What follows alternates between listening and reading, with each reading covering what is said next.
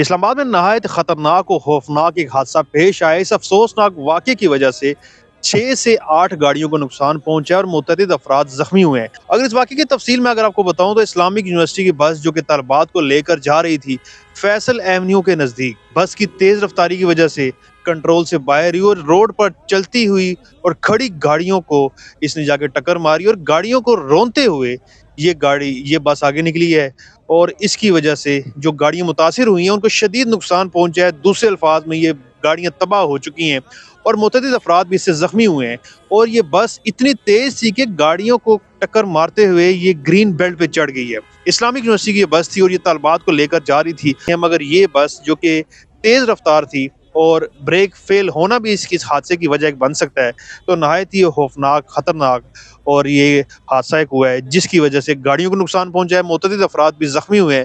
اب دیکھنا یہ ہے کہ اس واقعے کا ذمہ دار کون ہے۔ کیا یونیورسٹی انتظامیہ اس پہ ایکشن لیتی ہے؟ اسلام آباد انتظامیہ اس حوالے سے کیا کرتی ہے جس کی وجہ سے قیمتی گاڑیوں کو نقصان پہنچا ہے اور متعدد افراد زخمی ہوئے ہیں؟ خدا نہ حادثہ کو بڑا حادثہ ہو سکتا تھا جس کی وجہ سے کوئی قیمتی جانوں کا ضیاع بھی ہو سکتا تھا۔